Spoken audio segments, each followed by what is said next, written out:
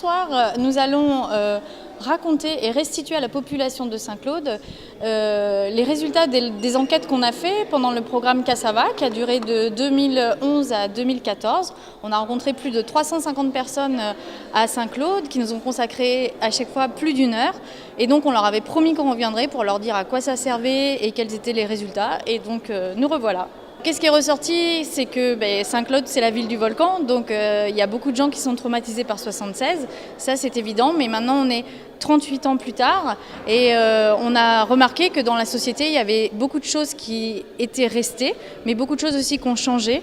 Et notamment, dans les choses positives qui sont toujours là, c'est la solidarité dans la famille, la solidarité dans les quartiers, la solidarité à l'échelle de la Guadeloupe elle-même, entre Grande-Terre et Basse-Terre, qu'on a retrouvé, enfin que les habitants ont retrouvé dans plein d'autres crises qu'ils ont vécues depuis ces 38 dernières années, comme les crises cycloniques ou les événements sociaux du LKP. Et puis par contre, il y a des petites choses qui restent, mais qui font aussi le charme de la Guadeloupe, comme par exemple le poids des rumeurs et des idées qui persistent sur le volcan et souvent des fausses interprétations. Voilà. Donc nous, on est là pour raconter tout ça et puis pour demander aux gens si c'est bien ce qu'on a compris. Saint-Claude, c'est la ville du volcan, ça a plein d'avantages. On peut faire des randonnées, des promenades, on peut faire venir des touristes, on peut faire des magnifiques fresques. Et puis l'inconvénient, c'est que ce volcan, il est actif et il y a un risque et donc la population doit se préparer. Voilà, la science a évolué, il y a beaucoup de choses qu'on sait faire et il y a beaucoup de choses qu'on peut prévenir à l'avance, mais ça n'empêche pas que la population elle-même doit s'informer, les élus doivent agir, doivent développer des outils pédagogiques. Nous, on est là pour fournir notre diagnostic, pour donner les idées, pour chiffrer un peu les choses qui pourraient poser problème. Et maintenant, la suite, elle n'est plus dans notre main. C'est les gens de Saint-Claude et leurs élus et les autorités et toutes les personnes qui pourraient intervenir dans la gestion de crise qui vont agir. L'idée, c'est qu'une rumeur, par définition, c'est compliqué de connaître son origine. Après, l'avantage, c'est que quand il y a une bonne information qui est là, elle circule très très vite aussi. Et c'est aussi l'intérêt. C'est la Guadeloupe, ça fait partie de la culture. Nous aussi, nous avons travaillé sur ce problème. C'est ce qu'on appelle l'étude de l'impact sur les zones non impactées, parce que si la région de Saint-Claude, de Basse-Terre doit être évacuée, c'est toute la Guadeloupe qui devra être solidaire à court terme et peut-être même à long terme si la crise se complique.